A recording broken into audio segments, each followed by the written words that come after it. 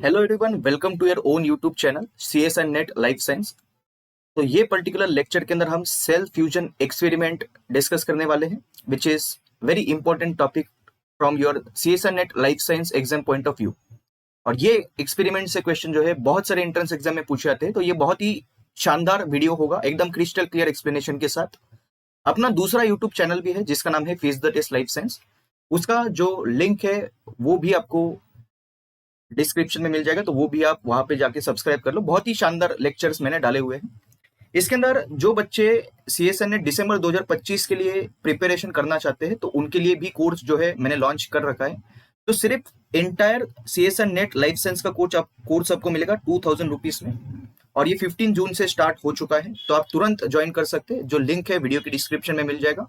तो बहुत ही शानदार कंटेंट के साथ उसके अंदर मैं कवर कर रहा हूँ चीजों को। कोई भी डाउट हो तो ये दो कॉन्टैक्ट नंबर पे भी आप हमको डायरेक्टली व्हाट्सएप टेक्स्ट कॉल कर सकते हैं। इसके साथ साथ इसके अंदर एंटर रिफंड गारंटी भी मिलेगा। अगर आपका CSN net life science JRF या सिर्फ LS भी क्लियर होता है तो भी आपको एंटर रिफंड दिया जाएगा। तो पिछले बैच में लगभग 1200 बच्चे ज्वाइन थे, तो आप भी ज्वाइन कर सकते हैं।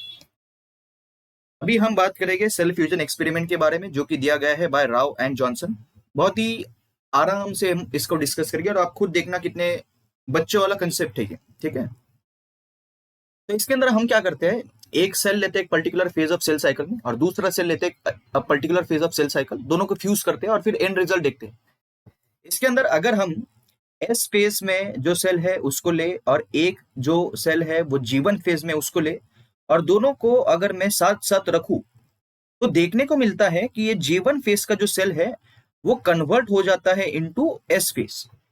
क्योंकि साइंटिस्ट ने बोला कि एस फेज वाला जो ये सेल है वो कुछ ऐसा फैक्टर रिलीज करता है जो कि स्टिमुलेट करता है G1 सेल को to go into S phase, ठीक है।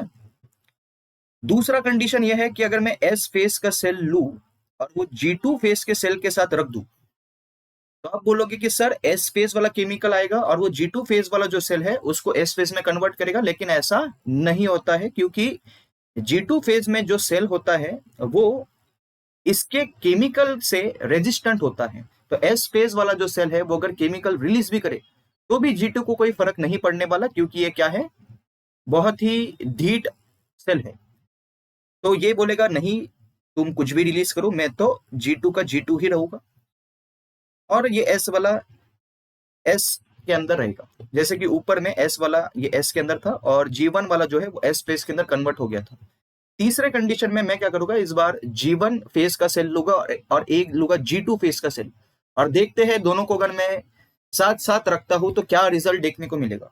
तो इस कंडीशन में देखने को मिलता है कि G1 और G2 जो है उसमें कोई बदलाव नहीं आता, they will not influence each other, ठीक है। फोर्थ कंडीशन ये है कि अगर मैं इंटरफेज वाला सेल लू और वो M फेज के सेल के साथ उसको मैं रख दूं, तो देखने को मिलता है कि इंटरफेस में जो सेल होगा वो कन्वर्ट हो जाएगा इनटू M फेज, और जो M वाला है वो तो ऑलरेडी रहेगा।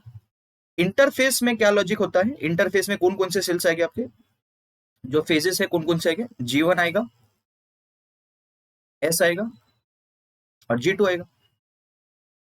तो G1 प्लस M अगर हम रखें तो G1 जो है वो M में कन्वर्ट होगा। अगर हम S प्लस M के साथ उसको ट्रीट करें तो अगेन वो S जो है वो M में कन्वर्ट हो जाएगा। G2 के साथ अगर हम M फेज वाला सेल रखें तो अगेन वो G2 वाला सेल किस में कन्वर्ट हो जाएगा, M के अंदर, M फेज में। इसमें देखने को मिलता है कि ये M वाला जो सेल है, M फेज में जो सेल है वो एक फैक्टर रिलीज करता है जिसको हम बोलते हैं माइटोसिस प्रोमोटिंग फैक्टर, इसको हम MPF भी बोलते हैं। ये फैक्टर क्या करता है, G1 फेज का सेल हो या S फेज का सेल हो या G2 फेज का सेल हो, वो सारे सेल्स को ये M फेज में कन्वर्ट कर देगा, ठीक है। तो ये है आपका सेल फ्यूजन एक्सपेरिमेंट, बहुत ही इजी एक्सपेरिमेंट है आपका ये। इससे रिलेटेड कुछ क्वेश्चंस आए थे, तो देखते हैं ये क्वेश्चंस आप सॉल्व कर पाते हैं या नहीं। Following observation were made when a mammalian cell in one phase of cell cycle was fused with a cell in another phase of cell cycle, और पूछा है करेक्ट कॉम्बिनेशन ऑफ स्टेटमेंट्स बताओ कौन से होगी।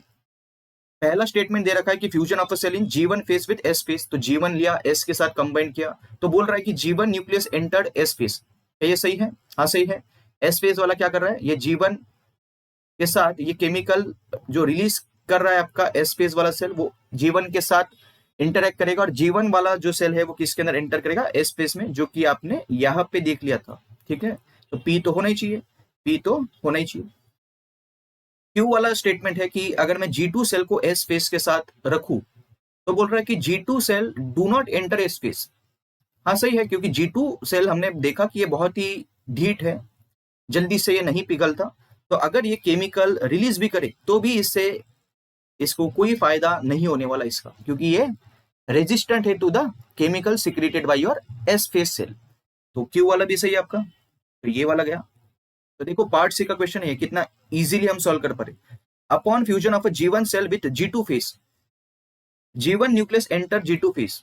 हमने यहाँ पे देखा था कि अगर G1 और G2 को हम साथ साथ रखें तो दोनों एक दूसरे को इन्फ्लुएंस नहीं करेंगे। G1 will stay as G1, G2 will stay as G2। ये बोल रहा है कि G1 G2 में कन्वर्ट होगा, ऐसा तो होगा नहीं यहाँ पे,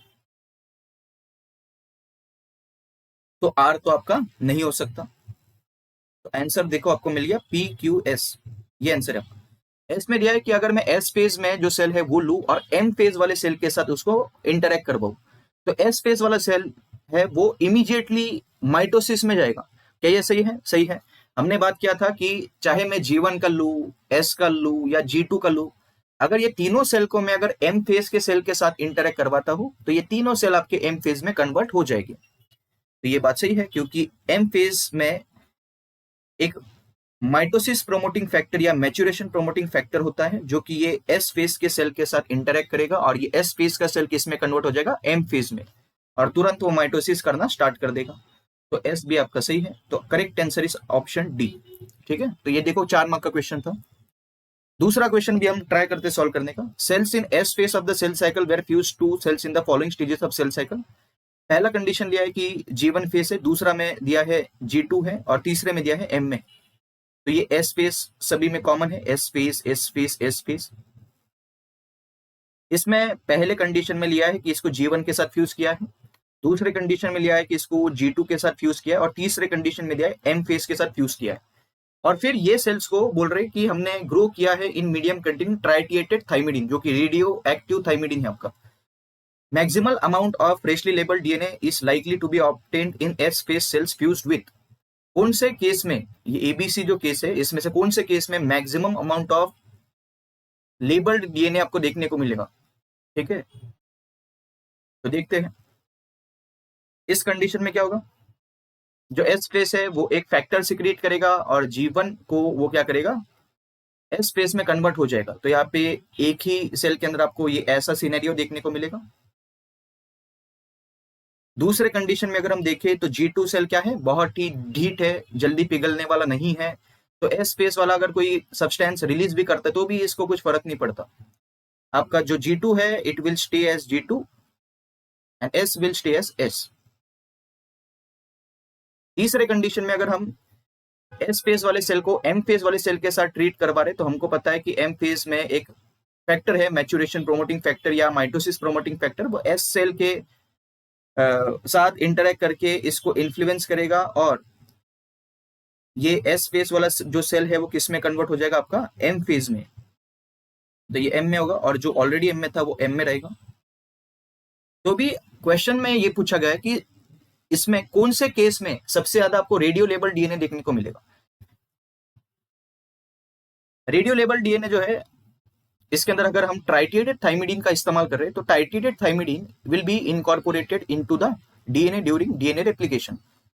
डीएनए रेप्लिकेशन जितना ज्यादा होगा उतना ज्यादा अमाउंट किसका देखने को मिलेगा, ये ट्राइटिएटेड थाइमिडीन का, या फिर उतना ज्यादा लेबल डीएनए आपको देखने को मिलेगा। तो मुझे बताओ कि सबसे ज्यादा डीएनए रेप्लिकेशन कौन से केस में हुआ होगा, ए में हुआ होगा, बी में हुआ होगा, या सी में हुआ होगा। सबसे मैक्सिमम डीएनए रेप्लिकेशन आपका इस कंडीशन में होगा, क्योंकि दोनों सेल्स आपके एस फेज में है। इसमें तो एक ही सेल एस फेज में, और तीसरे में तो सारे सेल्स आपने एम फेज में डाल दिए। तो maximum amount of radio label DNA will be obtained in the case of when S phase cell is fused with another cell which is in G1 phase. तो करेक्ट ऑप्शन इज ई।